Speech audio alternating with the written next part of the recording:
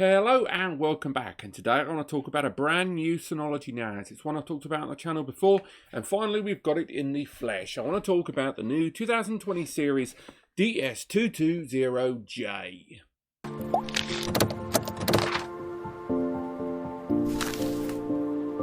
Right, so this new Series J NAS from Synology is the latest in a long line of devices from the big brand. Covering the majority of the cases in their DiskStation series, these desktop NASs are designed to give you the very best possible value and a cost-effective solution from Synology at the best price you can, because they have got several series, from the Plus to the Play to the J to the XS to the Slim to whatever. All of their kind of desktop DiskStation devices have their own kind of product families, each with a target focus, be it multimedia, be it high-end business and virtualization, even Plex users to a degree. And the J series represents a kind of entry point into the world of NAS. It can be utilized within a network backup fashion to be used to back up an existing more powerful and effectively more important NAS, or it can be used as a standalone solution predominantly for home or very small business users, little shops, small offices, that sort of thing. With it, it also arrives with a bunch of software from Synology in their DSM platform, with DiskStation Manager currently in 6.2 and 7.0 coming at, I think, the last part of the year. I think they're saying Q3 and Q4 and a lot of their updates. DSM is evolving into one of the best network attached storage platforms out there, and with the J series giving you a kind of streamlined access to that, I'm pleased to say that a lot of the hardware inside this device is a big scale up from its predecessor. But I've rabbited for long enough. You've come to this video because you want to see a lot of this, so let's get straight on to unboxing this bad boy, and from there start talking a little bit more about what it's got inside and ultimately what it can give you. So the retail packaging is fairly standard. I mean, a lot of the Synology devices that arrive these days do come in the old brown box packaging, and ultimately, because if you're watching this and you go out and buy this, from span.com, hopefully, or Amazon, it's up to you, it's your wallet, wherever it is that you buy it, chances are you're going to buy it on an online e-commerce platform, and therefore retail packaging is a bit redundant in this scenario, because there's not a lot it's going to try and tell you that you don't already know. When you've received it, you're in it now. So I can understand why they don't go wholesale and, cover it in graphics and stuff like in, the old PC gaming and graphics cards days. But they do give you a little bit of information about it. And a lot of that information inside to do with the hardware, I will touch on a little bit later on. But ultimately, it's a fairly underwhelming box, as you would expect. But that's not really a bad thing. We open up this bad boy. I know this is very close to the mic, so I'm really sorry if you heard a crunch noise there while I was opening it. We have got the unit itself, which has changed its packaging a little bit, and I'll talk about that later on. On top of that, we have a quick start installation guide for the first time setup of the device. And if we open up the back, we've got a UK mains lead there. And again, if you do order from span.com, you will get your regional plug included quite easily. On top of that, we have got a single gigabit LAN cable there, always handy. And we have the screws there for installing our hard drives or SSDs, but I'll talk a little bit more about that later on. We have an external PSU, which I think is a 60-watt PSU, but do check in the description to the NAS Compare article to learn more about that, as well as, of course, visiting the links to support the channel. But we've got an external power brick there.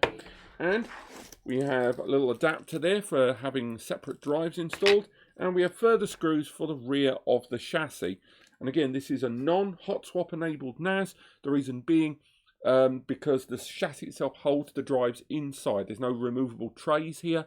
So a lot of the installation has to happen at the initialization, and it does make exchanging drives a little tougher. Not a lot tougher, only a tiny bit, but definitely not as straightforward as a tray. A few more screws there as well for 2.5-inch drives, and that's really a lot. Apart from a bubble bag there, that's kind of everything. So if we chuck that down there, we can have a look. First and foremost, let's get rid of this stuff out of the way. And again, a 1GBE cable here. I say 1GBE, it's a standard gigabit LAN cable, a Cat5e, and it's worth highlighting this is a 1GBE enabled NAS, and I'll touch on that as well later on. LAN cable there, little adapters and the screws again. And again, that external power brick it's worth touching on, because I know a lot of you have kind of mixed feelings about external power bricks. I personally love them. That's because I've dealt with a lot of machines in the past that, through no fault of, manufacturer or the brands themselves, you do occasionally get PSUs that just fail. You can't make tens, hundreds, hundreds of thousands of these things without there being the occasional issue in, mass production.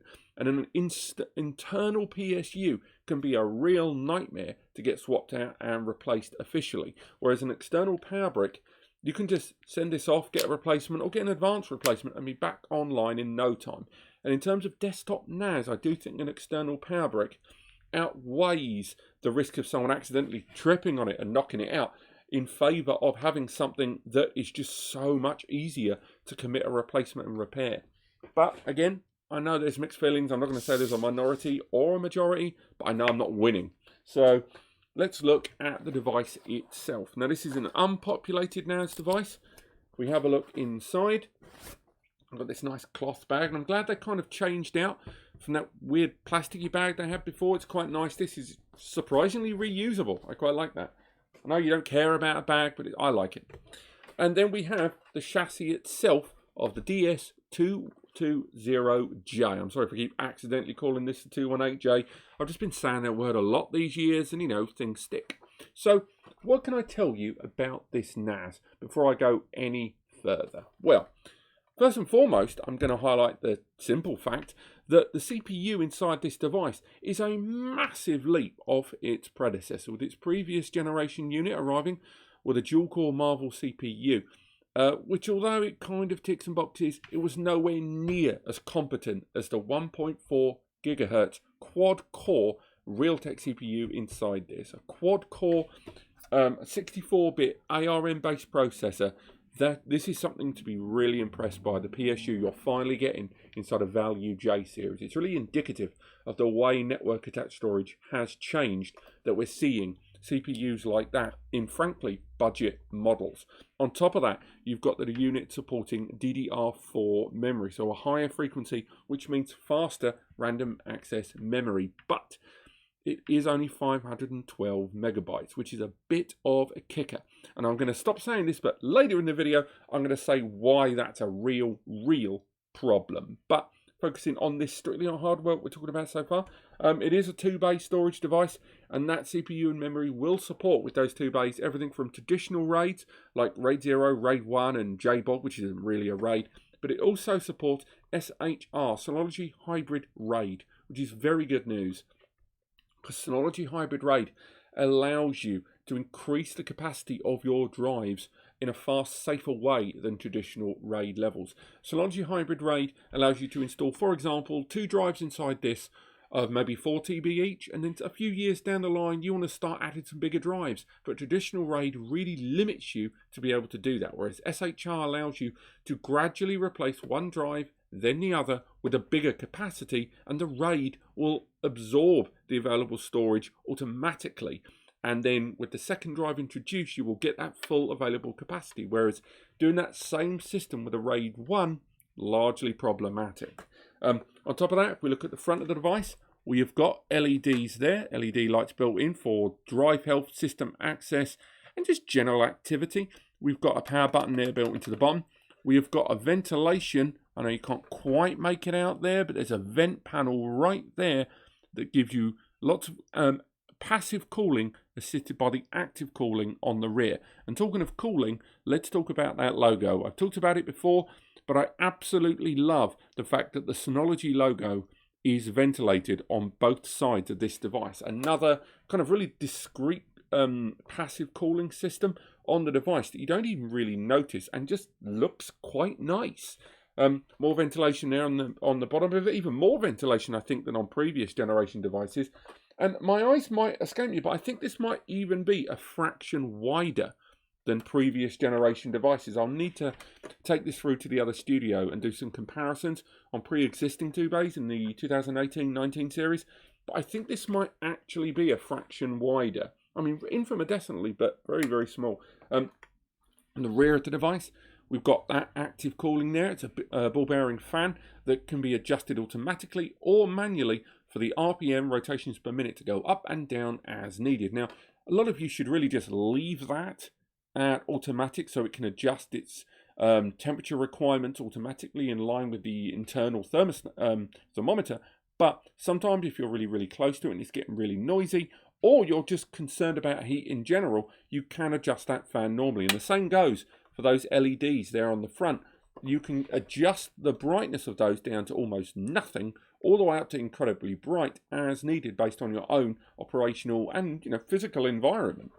On the base of the unit, we've got a couple of USB 3 ports, which, to be perfectly frank with you, I'm still astounded we're still seeing USB 2 ports on devices in 2020. So the fact that these guys haven't cheapened out and locked a couple of USB 2s on that, I applaud that. It's strange that I have to applaud that, but it's still good that they did. And we have that 1 GBE LAN port there that I said I'd allude to later. Now, the reason I want to talk about that is because another thing that's changing in 2020 is gigabit networks. We're seeing more and more devices arriving with 2.5 and 5 GBE network connectivity. 10 GBE's been around for ages, although it was very expensive, and we're starting to see that price come down substantially. But 2.5 and 5 GBE are now arriving at price points comparable to 1 GBE. Now, I'm not going to have a go at this device and say it should have a greater than 1 gigabit port. It's a value series NAS, and they've even managed to keep its price point so close to the unit 2 years before it, despite having large innovations in the hardware department, that I'm not going to knock it for having 1 GBE. But what I will say is I hope this is the last generation of the 2-bay J series that has 1 GBE, because even at the manufacturing point of cost, the difference between 1 GBE and 2.5 GBE must be pretty small now. And when the next generation of this device comes out in 2 or 3 years, they better have dropped that 1 GBE. Otherwise, I think the term value needs to be rescinded. In this device, it's totally cool and totally, in line with 2020 and the way we're paying for hardware, and even the hardware shortages coming out of the East right now. But I hope this is the last generation that we see 1 GBE from Synology, because we've already known a few of the newer generation units are arriving with 2.5 GBE as standard, along with a greater investment, from what I understand, in 10 GBE. So for now, totally cool with 1 GBE there, but that better be the last of it, But apart from that, in terms of hardware, before we open this bad boy up, let's talk about the software abilities of this NAS, because Synology and DSM are two brands within NAS that are just massive. DiskStation Manager has been one of the cornerstones of Synology's own platform and kind of its main drawing force for all of these years they've been in business. The reason being that when you buy Synology NAS, the software that it arrives with is top tier. You're not just buying a CPU and something to hold the hard drives together. You are buying an incredibly elaborate and well-established platform. When you buy a phone for the hardware, sure, maybe even the camera, but you also buy it for the apps, not just the apps you're going to download in the future and the apps you get at the start, but how those apps are looked after in the interim. And Synology have a lot of apps. If you aren't already aware, they've got a whole ton of first-party apps that cover everything from collaboration in home and business to multimedia enjoyment and backups. And all of these tools that you get included with the cost of your NAS are very important. So, for example, for multimedia users, you've got access to the Photo Station, Video Station, and Music Station applications. And all of these are a great series of tools that are graphically enabled and let you create playlists, enjoy your media, find out more information about them, and share them in a very easy way. On top of that, access to Synology Moments and Synology Drive allow you to have far more tailored access to your data, not only on the NAS, but with your client, mobile, and desktop devices, iOS, Android, Windows, Mac, the lot. On top of that, you have got more business-targeted applications such as Surveillance Station, which allow you to connect IP cameras to this device, up to 12 apparently, with 2 camera licenses included, and therefore create a surveillance system of live camera feeds that synchronize with mobile phones and desktop devices for your home and business security. Great apps there. On top of that, Synology Office, Synology Chat, Synology Mail, and of course another, well, I know I've already mentioned Synology Drive there, but these these applications that can be utilized to replace apps in your own current environment. So with Synology Chat, Synology replacing things like WhatsApp and Skype, Synology Office replacing things like Microsoft Office and Office 365 and Google Docs, and Synology Drive covering things like Dropbox, Google Drive, and more for that great one portal user access point, and live synchronization with your client devices. You have a huge pile of applications with a Synology NAS. Now you'll notice I said a Synology NAS because this Synology NAS is still a budget value series NAS. The reason that's important is the extent to which the apps are provided to you from Synology, both in terms of what they can do broadly and the number of applications themselves, does change depending on the one you go for. And in the case of the DS220j, you are using a slightly, not much, slightly clipped version of DSM 6.2 currently, and I'm looking forward to when 7 comes and we see how it compares on different platforms. But for example, as I mentioned, the surveillance software will only support up to 12 cameras, and with Plus series NASs arriving with 20, 25 and 40 cameras worth of support, that's something to bear in mind. The same goes for the number of concurrent or active users at any one time. You will deal with fewer of them overall and simultaneously on a device like this, both because of that CPU, but also in a much more broader and more precise sense because of the memory. Because the amount of memory inside is significantly less. With 512 megabytes of memory that cannot be expanded, it means that not only do a number of those applications have a lower kind of coverage overall, but there are some things that this CPU can do that are effectively turned off because of that memory limit. So things like 4K transcoding is not an option here. Running this as a Plex Media server, although theoretically possible, will not run well on half a gig of memory. And don't get me wrong, I know people have been running them on Raspberry Pi and stuff like that, but it's not quite the same like for like.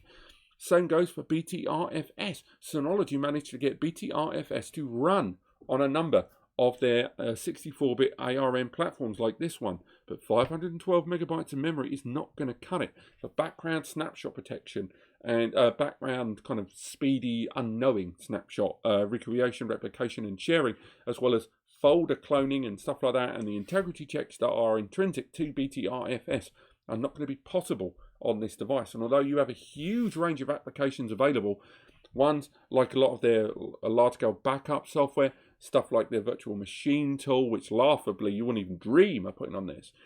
The majority of their great tools are included, but these core tools are, again, going to be slightly streamlined versions than that you've seen on the Plus series models. And if you've watched a number of videos, in not just my own but other people's, that show you Disk Station Manager, see if a lot of those videos have got a J slapped on the end, because it does make all the difference. I did a video last year where I compared what a J series model and a Plus series model sees with DSM to show you the performance difference, and that's something I'm probably going to redo for this year using the newer generation of J models like the 220j and the 420j. Now, I've probably already touched on this, and I'm sure it's been on the screen at some point, but this device arrives at about 120 to 130 quid without tax and without hard drives, which is really low for a 2-bay NAS. And given the 1-bay is like 80, 90 quid, that's not a large amount of money for a device that's significantly more powerful.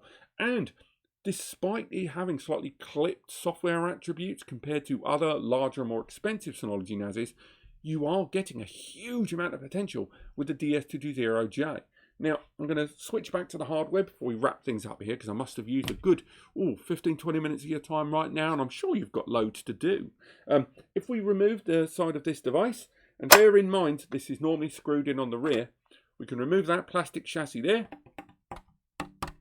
and have a look inside the chassis of the 220j. Now, we've got this big panel here, and this is where our hard drives live.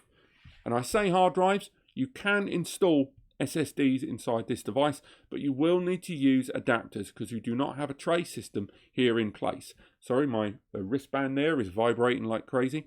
On top of that, we've got those SATA bays in there because this device does support SATA-based hard drives and SSD. Now, the read and write speeds, or upload and download, depending on what you want to call them, how you're going to utilize the device at least, will give you that 100 megs. I think it's like 107, 110 megabytes per second upload and download with random read-write access in a Windows environment using a 1 GBE file, or a multitude of files within 1 GBE weight.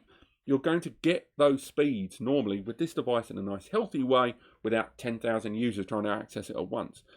And although that CPU does include a transcoding engine of AES 256-bit encryption, if you enable that, you will see a significant dip down to the 80s and 90 megabytes per second read performance, with the write coming down even a little lower than that. And that's because this device is aimed at home users. It's aimed at backing up an existing NAS array. It's effectively a tool that is great for 1 to maybe 5 people. And if you're running that small office, that small home office, that small shop, and you want some cameras backing up some of the information through every single day that you're in business, or even just a long-term backup of mobile phones, tablets, and more, this is a great purchase. It gives you a hell of a lot for the money. But just don't go buying it thinking, I am getting a Synology NAS. What you're getting is a great taste of a Synology NAS. And I like this device. I really do. Just make sure you are aware before you buy it what you are getting. Okay? So, I hope you've enjoyed this video. If you have any questions about the Synology DS220j, do let me know in the comments. If you've enjoyed it, click likes. It helps me know what you guys like in these videos, and more appropriately, go to the NAS Compare link and the SPAN link in the description to support these services. Moreover, read the written review of this NAS on NAS Compares below. But otherwise, thank you so much for watching. Don't forget to subscribe to learn more, and I'll see you next time.